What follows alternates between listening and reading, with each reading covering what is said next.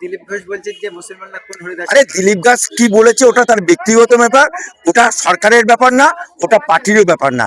উনি দাবাং নেতা, দাবাংয়ের মতো কথা বলেছে। যদি বলে হাইকোর্টের ছাদে করবো, হাইকোর্টে করবে। কামফন্টের আমলে ওই রেড রোডে যে একবার নামাজ পড়ার সুযোগ পেলো, ওই চলতা রহে নামাজ পড়তা রহে।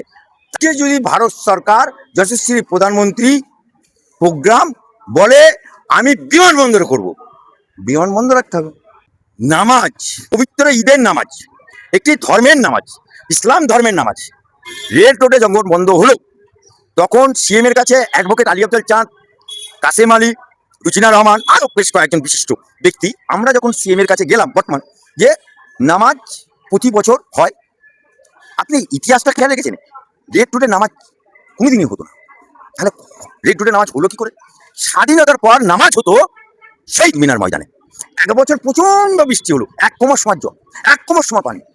তখন বামফ্রন্টের, আমি নাম বলে দিচ্ছি, সুভাষ চক্রবর্তী কাছে খেলাফত কমিটির কিছু লোক যাওয়ার পরে সুভাষ চক্রবর্তী বামফ্রন্টের তৎকালীন মুখ্যমন্ত্রীকে দিয়ে টেম্পোরারি, অস্থায়ী, তাৎক্ষণিক একটি অর্ডার দিয়েছে যে বৃষ্টির কারণে নামাজ রেড রোডে হবে।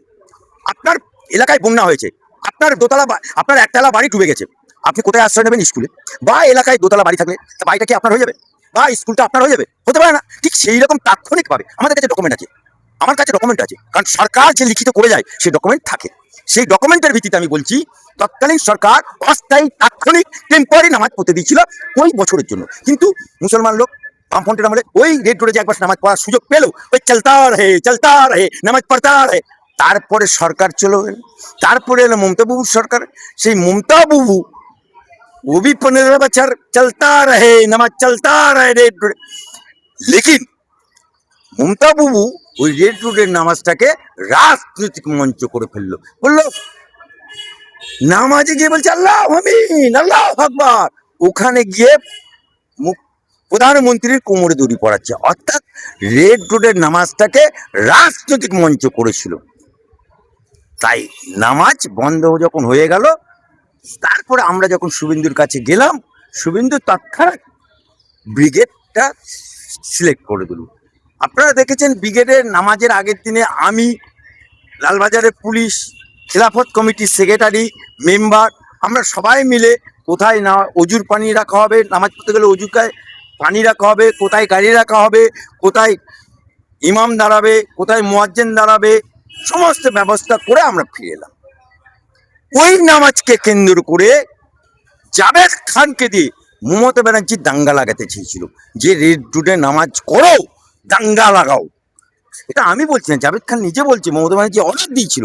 কিন্তু বাংলার মুসলমানরা ব্রিগেডে নামাজ পড়তে পেরে লাখো শুক্রিয়া, আনন্দ উল্লাস। আর আজকে যে যোগীজির প্রোগ্রাম হচ্ছে যোগা, এটা কোনো ধার্মিক প্রোগ্রাম না, কোনো পার্টির প্রোগ্রাম না, এটা সনাতনী ধর্মের প্রোগ্রাম না, এটা যোগা ইন্টারন্যাশনাল ভারত সরকারের প্রোগ্রাম। আমি বারবার বলেছিলাম ভারত সরকারের প্রোগ্রাম। আজকে যদি ভারত সরকার যশস্বী প্রধানমন্ত্রী প্রোগ্রাম বলে আমি বিমানবন্দর করব, বিমানবন্দর রাখতে হবে, কিছু করার নেই। যদি বলে হাইকোর্টের ছাদে করব, হাইকোর্টে করবে। কারণ সরকার, প্রধানমন্ত্রী যেখানে চাইবে সেখানেই করতে দিতে হবে। যার জন্য ওটাকে নিয়ে যারা উংলি করেছিল, যারা রাজনীতির রং দেখছিল, যারা মুসলমানদের সুশ্রী দিচ্ছিল, হাইকোর্টে আজকে ছামা ঘষে দিয়েছে যে ওই রেড রোডে মোদিজির যোগা হবে। কারণ ওটা কোনো ধার্মিক অনুষ্ঠান না। কিন্তু যারা উংলি করতে এসেছিল, আমার হাইকোর্ট উংলিকে একদম বেঁকে টেনে সোজা করে দেবে। ইল্লত যায় না মোলে, স্বভাব যায় না ধুলে।